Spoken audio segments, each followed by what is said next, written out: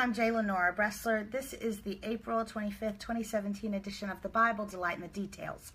Now, some of you may have just watched an episode, which was today's lesson, but on the other end, on the production end, there appeared to be some technical difficulties. So, if you've already heard this, then just bypass this. I'm going to do a condensed version of what some of y'all may have just seen about 5 minutes ago. The Bible does not shy away from foibles that families have. And it seems like a lot of times that we just go on autopilot and we become just like our parents.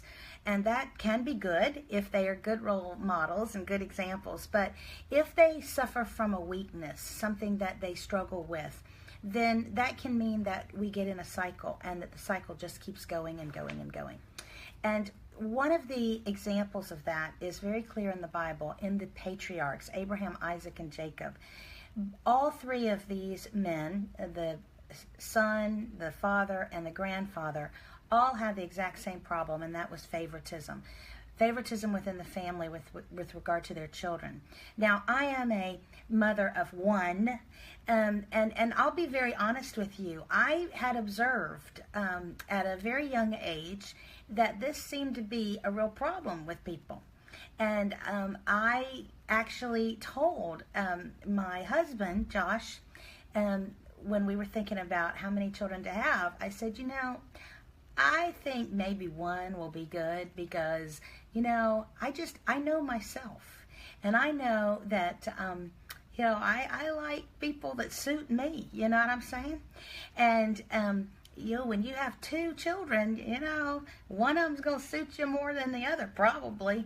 And I just thought, we'll see what God has in mind, but I won't be too upset if I only have one child, because that way, at least that's one bullet dodged. That's one problem that I can avoid. And, it's good to know yourself. It's good to know what your weaknesses are. But many of you have multiple children. And this can be a very difficult problem. And the patriarchs suffered from it. And as I said, disastrously. You look at, first of all, Abraham. Abraham couldn't wait for God's timing. God had promised him a son, but he had to go and have a plan with his wife's maid, Hagar. This resulted in Ishmael. And then when Isaac came along, all of the attention and all of the favoritism was transferred to this son of promise, to the point that Abraham actually had to get him out of there, him and his mama. And it was not good. They wound up almost dying until God had mercy on Hagar and Ishmael and made her a promise that her son would also become a great nation. And, I don't know if this is true or not, who knows, but the Muslims will tell you that they trace the ancestry of the Muhammad prophet to Ishmael. Now, we know the enmity that is around the world oftentimes with certain of the Arab tribes and Israel. Well, who'd be surprised? This enmity goes back all the way to the very beginning of the children of Abraham. You would think that maybe Isaac, who saw what happened to his half-brother, might have learned, but he doesn't. He shows favoritism for Esau, his son, allowing his wife to show favoritism for the other son, Jacob. And we know what winds up happening there. Old Isaac goes blind. He's old. He gets duped by the non-favored son, taking the birthright of the older son. Now, this causes such friction that the younger son has to go on the run for years and years. When finally he runs into his brother, he's so frightened of what the older brother's going to do to him, he sends everybody, including his own family, including wives and children, ahead of him, because he wants to see how they're going to be treated before the brother gets to him.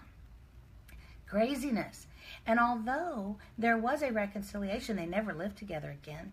and apparently only came together twice. Once just out in the wilderness kind of by happenstance, and then second, they apparently came together to bury their father. But there doesn't appear to have been a true, oh, let's go hang out together kind of complete reconciliation of that relationship. Well, wouldn't you think that Jacob would have done better? But no, he winds up having the 12 sons and is blatant in his favoritism for Joseph, to the point that the other brothers hate him so much, most of them want him dead, are willing to kill him, and certainly were willing to enslave him. So this is a foible that continues.